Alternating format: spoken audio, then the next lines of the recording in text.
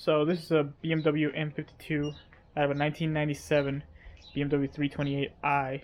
Pretty much just refreshed the engine, all new gaskets, ARP head studs, copper spacer to lower the compression, because I am going to be running a turbo on it, cuttering head gasket as well, as you can see there in that little tab. I started the torque sequence on the head studs yesterday, brought them up to 35 foot-pounds. Then so today I'm just gonna make sure that they're at 35. Then after I check every single one of them, I'm gonna bring it back up to 65. That's the second stage. Then tomorrow we're gonna double check that, break them all loose, make sure that they're back to 65, then bring it back up to 85, and that'll be the final torque.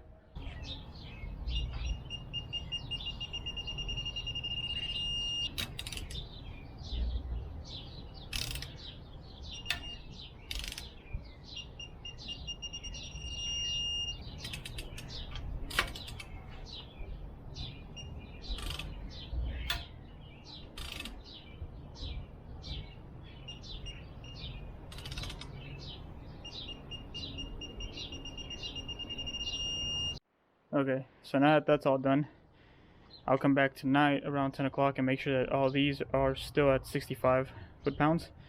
Then tomorrow morning, or tomorrow around the same time, I will double check 65 foot-pounds and then bring it up to 85, and that'll be our final torque.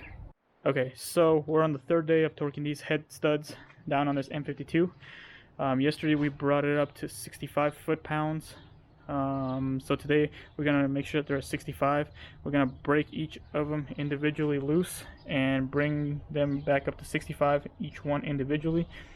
After every one of them is back to 65, we're gonna start torquing them to 85 foot-pounds, and that'll be the final torque spec on this engine. As I just said, we gotta just make sure that we follow this torque sequence as we break them loose and bring them back up to 65. Going 1, break them loose, bring it back to 65. 2, break them loose, up to 65, and so on and so forth. That'll make sure that it's still got consistent torque on the head.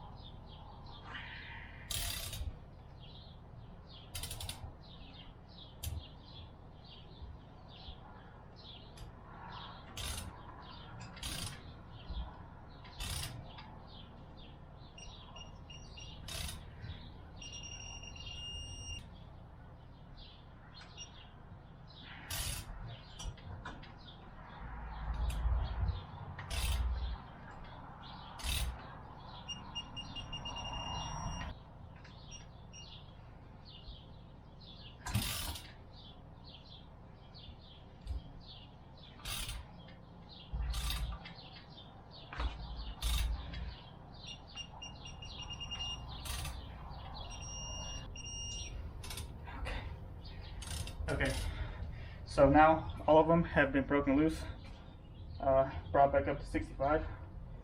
Now the only thing left is taking it back up to 85, still following the same torque sequence, but pretty tiring.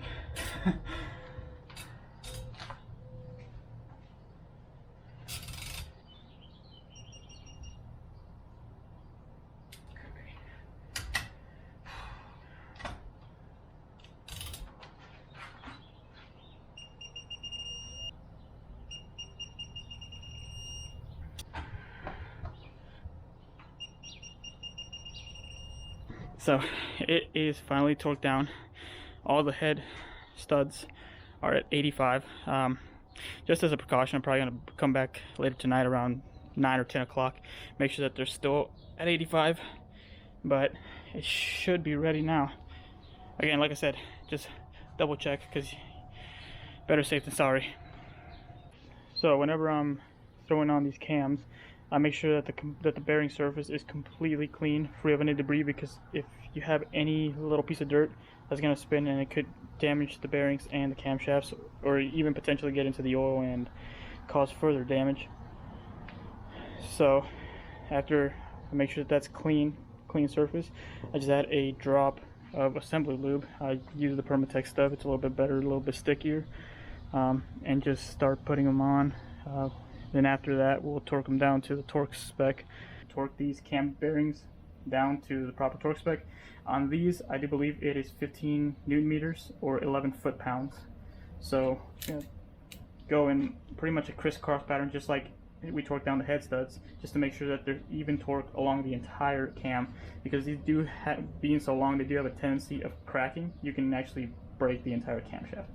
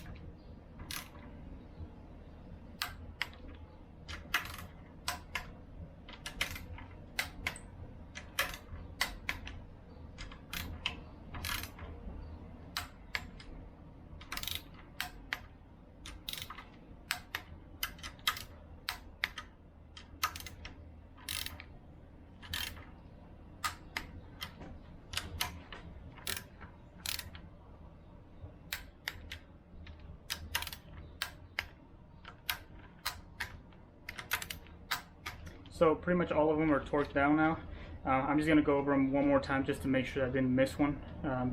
It's pretty easy to miss them if you're just going in a crisscross like I said before. And then do the exact same thing on the other side. Okay, so it's been a couple weeks since I last even touched this engine. Last time I just torqued the head studs. Today we're going to be worrying about the timing. So timing on an M52 or pretty much any E36 engine is pretty straightforward in my opinion. First thing you're going to need is these timing blocks. They sell this kit on eBay for like 30-40 bucks, so it's pretty inexpensive. If you want to buy the OEM BMW tool, you can go ahead, but that's usually about $200-300. Really wouldn't recommend it, especially since this tool, I mean, you're only going to probably use it once or twice and it works just fine from eBay. One thing I did forget to mention was, before starting timing at all, you want to make sure that this crank pulley is at top dead center, and you'll know that by this little marking right here. If you can see it, it'll be top dead center right there. It'll have to line up with that mark. Once that's lined up and you have your timing blocks in, you can start timing it, because you know that both the cams and the crankshaft are at top dead center.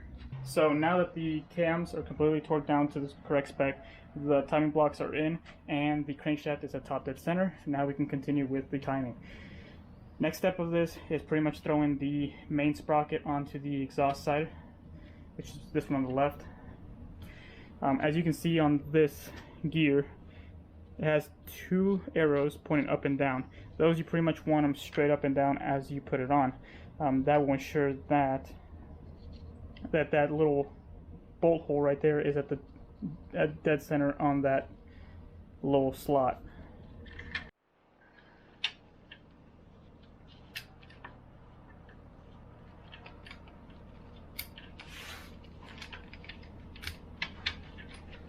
It's kind of one of those things where it's like it's easier said than done, but eventually you'll get it on.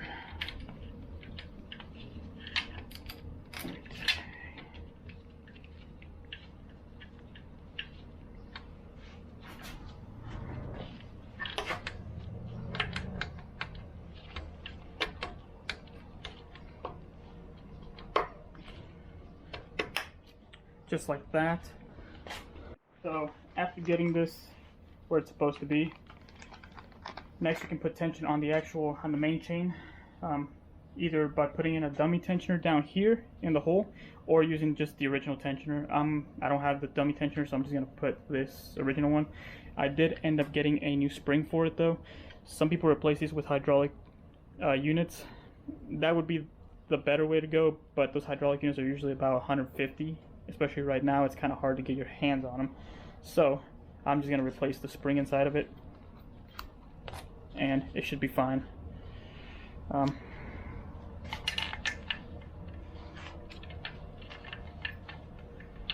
Now that we've completely assembled the main chain and put tension on it, so this isn't going anywhere, now we can continue with the vanos chain and the rest of the system.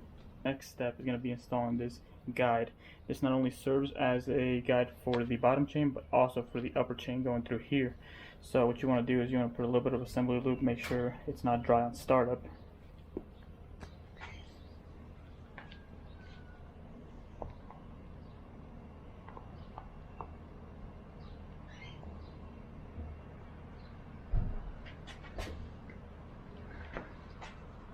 Spread that around, and then we can drop this thing in here like this, pointy part towards the bottom,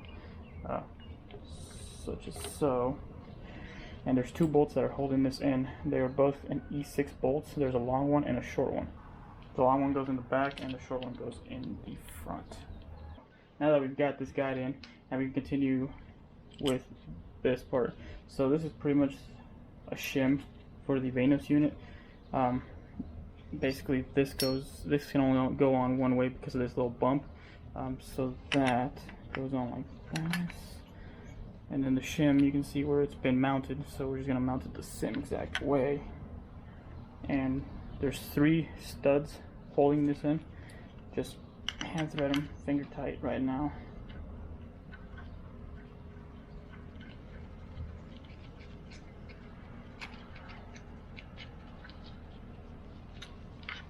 Same thing with the other 2.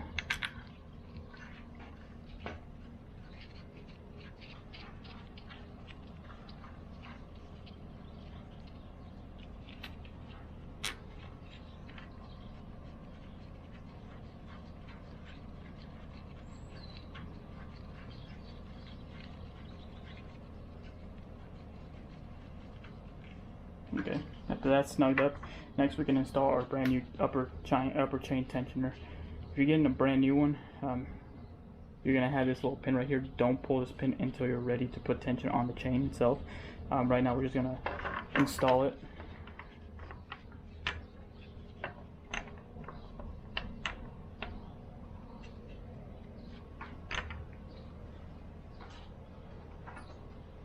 So there are 3 different types of bolts holding in this tensioner. There's, if you can see here, there's a long one, 2 medium ones, and then a short one.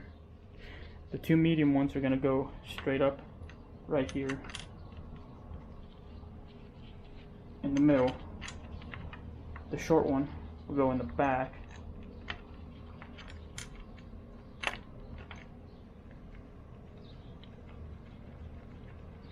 And then the long one will go straight through the front.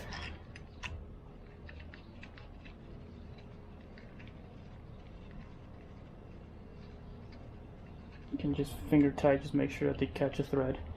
You don't want to cross thread these.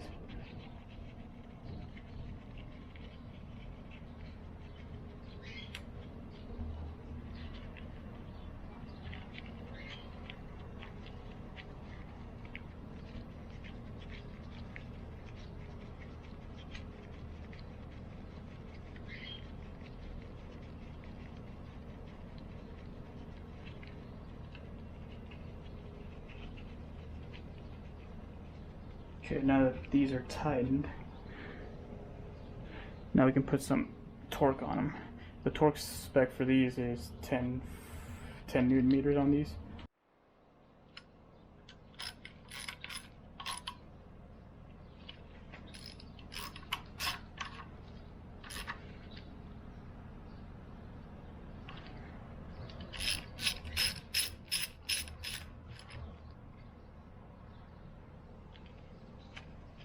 Now that we've installed the guide, the sprocket, and the tensioner, Now we can continue on to the actual vanos unit and the upper chain.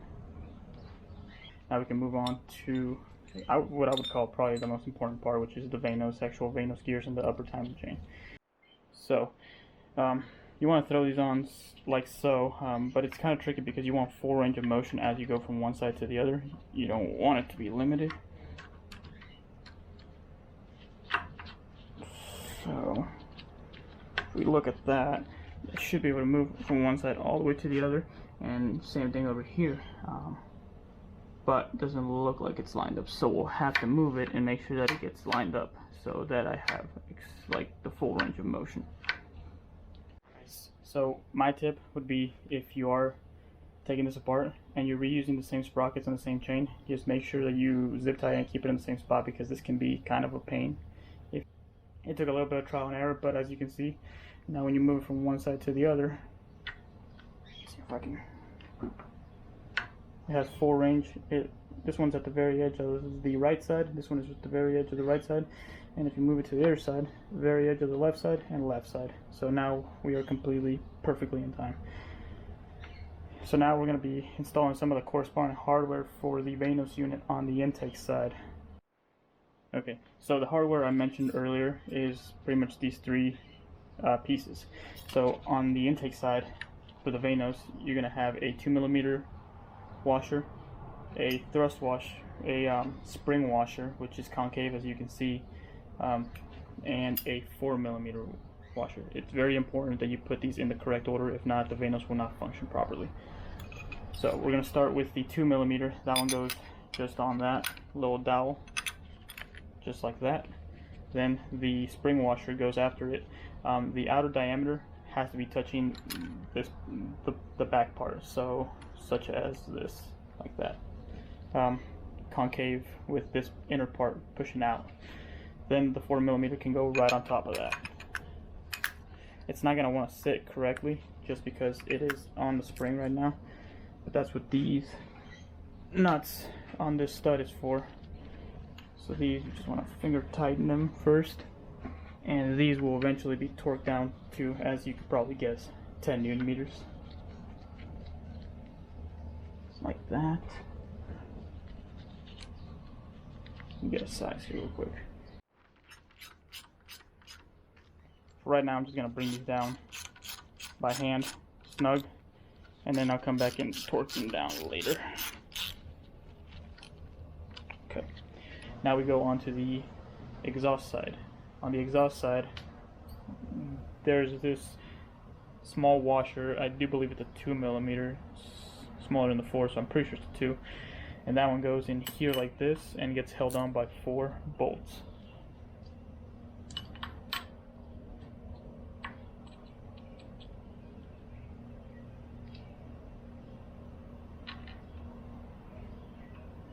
And we're going to throw them on just finger tight at the moment, because we can't really torque these down completely. We get the whole vanos unit on so it can actually put tension against it. If not, right now we're just going to be fighting it.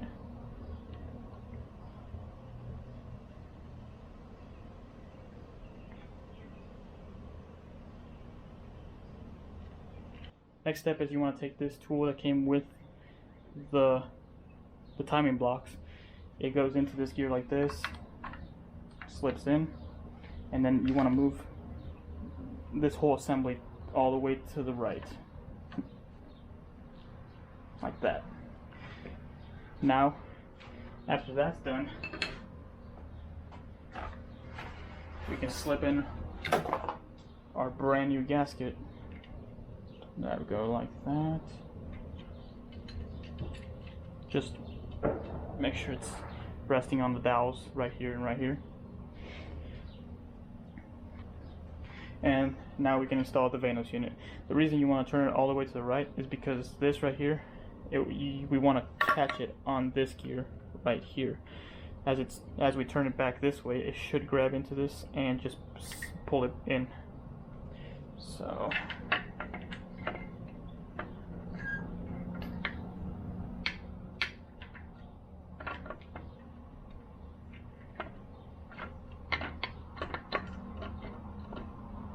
okay, like that. So you just turn this little gear inside of here until it pushes in a little bit, and put this tool back in it. And as you turn, it should pull it in just like that. Perfect. Okay, now that the vanos unit is in, now we can put on all the hardware, which just consists of a bunch of these little 10mm nuts.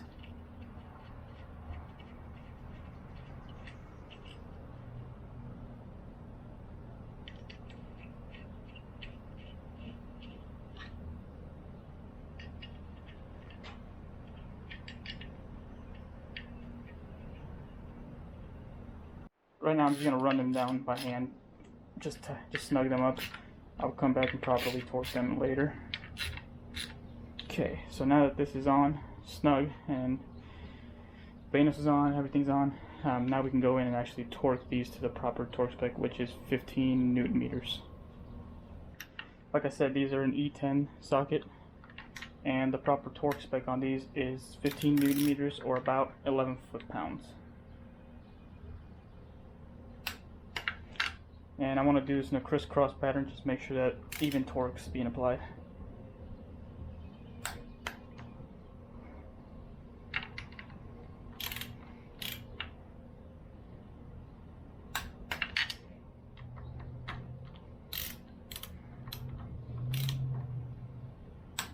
I'm going to go over them one more time just because I want to make sure that the torque spec's correct.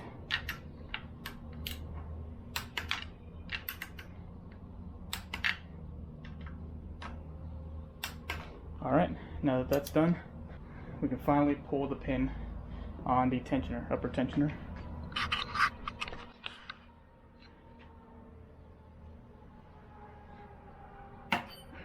And that's probably one of the most satisfying things right there. And that is a complete timing job on this engine. Still need to finish up a lot of things, such as the thermostat, water pump, pulley, all of the accessories, torque down the crank bolt, but as far as timing, it is pretty much set. The only thing I'm going to do now is just give this a couple turns, turn it over a couple times just to make sure that the timing's still where it's supposed to be.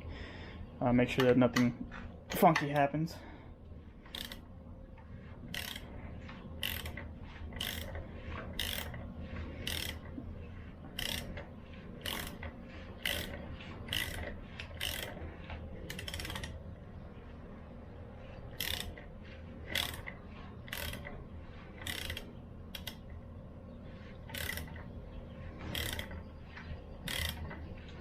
And we'll bring the crank back to top dead center, which is right there, and check the timing one more time here. And as a reference, I'm just going to use the timing blocks again, so I know that the bottom's at top dead center, but now we need to make sure that the camshafts are at top dead center as well.